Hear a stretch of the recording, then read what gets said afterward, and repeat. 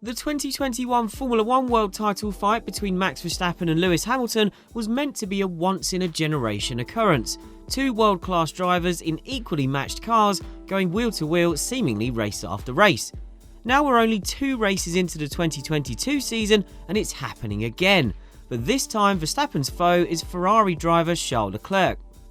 For the second race running, Verstappen and Leclerc went toe-to-toe for victory, trading the lead and playing games with each other in the Saudi Arabian Grand Prix. And this time the reigning champion came out on top by just half a second.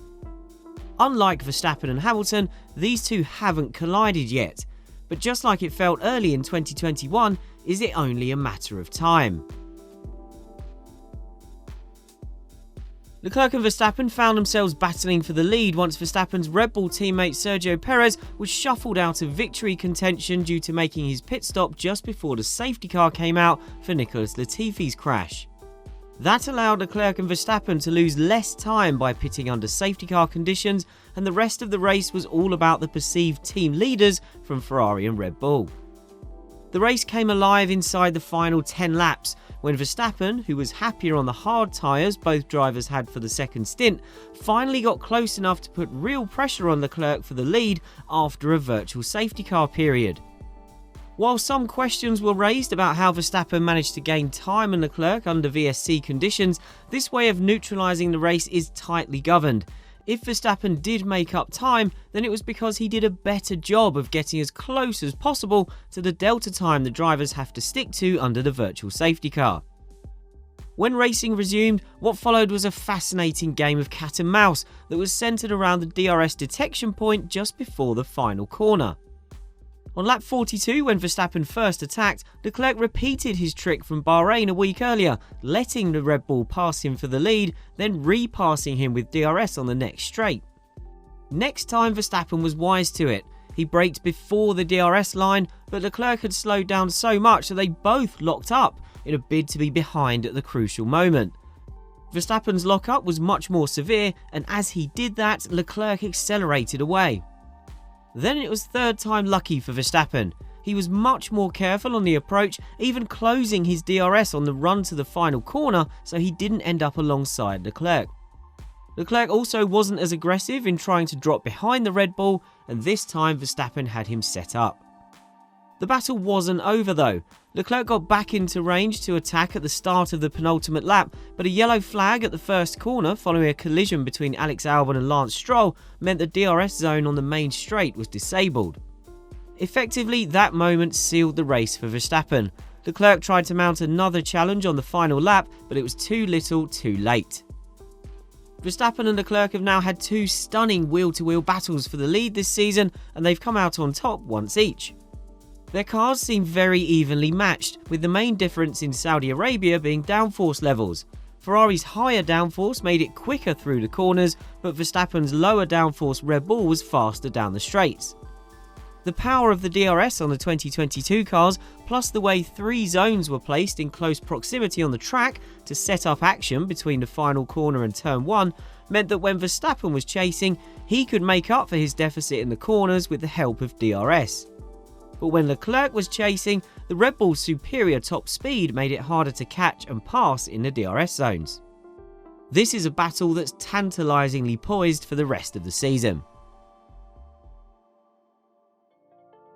So far, the way this rivalry is being handled is perfectly cordial. The drivers are patting each other on the back, both teams say they are relishing the fight, while also being keen to point out how great the other team's car is, of course. But this is race 2 of 23.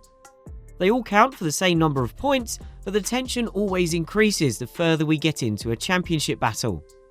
Verstappen's been here before, of course, and it was perhaps telling how animated he became on the radio when he was chasing Leclerc. Having reported early in the race that the Ferrari's rear lights were not working, which is absolutely fair enough, he became more worked up when he felt Leclerc was breaching a rule about crossing the white line at the pit entry. Red Bull clearly sensed this was getting too far under Verstappen's skin, and his engineer eventually told him to calm down and let the team handle it. No more came of it, but Verstappen's excited tone on the radio about what he felt was an injustice had much in common with the type of radio messages we often heard when he and Hamilton were going at it in 2021. Verstappen also did his best to rattle Leclerc on the restart after the safety car, pulling his usual trick of running alongside the race leader just before they went back to racing. Leclerc handled it well, delaying his launch and running Verstappen wide at the final corner, but we did get a brief, unexplained glimpse of the Ferrari driver sticking his hand out of the cockpit. Was that perhaps a sign that Leclerc wasn't impressed? The early battles in the 2021 championship were very similar to this. Verstappen and Hamilton went wheel to wheel on multiple occasions, and it was always hard but fair.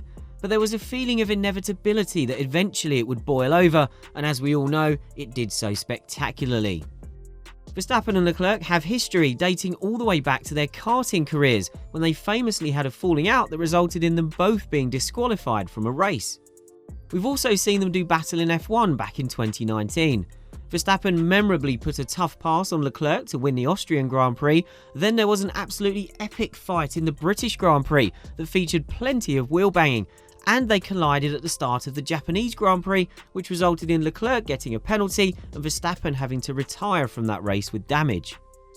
So it's fair to say these two have previous. It's just been on hiatus for a couple of years while Leclerc was driving cars that weren't up to the job.